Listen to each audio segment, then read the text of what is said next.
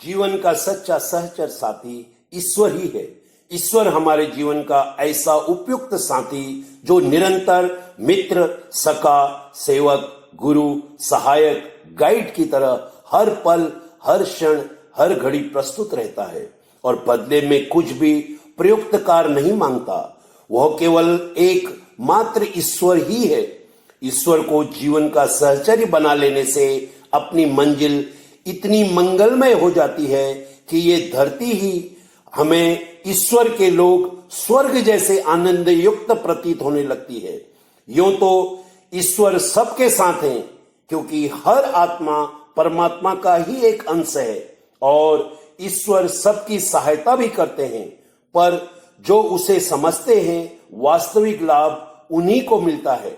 किसी के घर में सोना गड़ा है और उसे वो प्रतीत न हो तो उसे गरीबी ही अनुभव होती है, किंतु यदि मालूम हो घर में इतना सोना है तो भले ही उसका उपयोग न किया जाए, मन में अमीरी का गर्व और विश्वास बना रहेगा।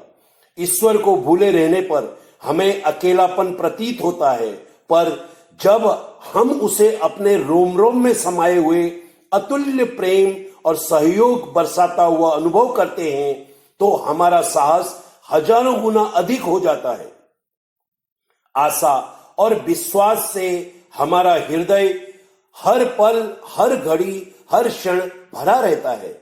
जिसने ईश्वर को भुला रखा है अपने बल बुद्धि पर ही सब कुछ करता है और सोचता है कि उसे जिंदगी में बहुत भारी प्रतीत हो रही है, तो इतना वजन उठाकर चलने से उसके पैर लड़खड़ाने लगते हैं।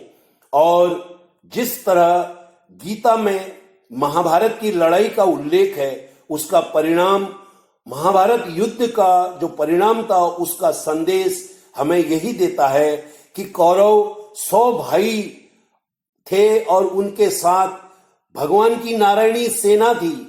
गंगा पुत्र भीष्म जैसे योद्धा थे जो 10,000 योद्धाओं को एक समय नष्ट कर देते थे, और अश्वत्थामा जैसे योद्धा थे, लेकिन 5 पांडवों के साथ भगवान कृष्ण के सम्मुख वो सभी युद्ध में धाराशाही हो गए। पूरा कौरव वंश समाप्त हो गया। जब नास्तिक के साधनों में कमी होती है तो उसके पैर लड़खड़ाने लगते हैं और उसे अपना जीवन अंधकारमय प्रतीत होने लगता है। जिसे ईश्वर पर विश्वास है वो सदा यही अनुभव करेगा कि कोई बड़ी शक्ति उसके साथ है। जहां अपना बल थकेगा वहां भगवान का बल मिलेगा। यही विश्वास उस मनुष्य को जीवन भर टूटने नहीं देता। यही साहस, यही विश्वास मनुष्य को उसकी मंजिल प्रदान करता है। वो चाहे भौतिक सुख हो या आध्यात्मिक आनंद हो या मोक्ष का द्वार पाना हो, जिसकी भी कामना वो मनुष्य अपने जीवन में उसने की हो उसे अवश्य प्राप्त होती है।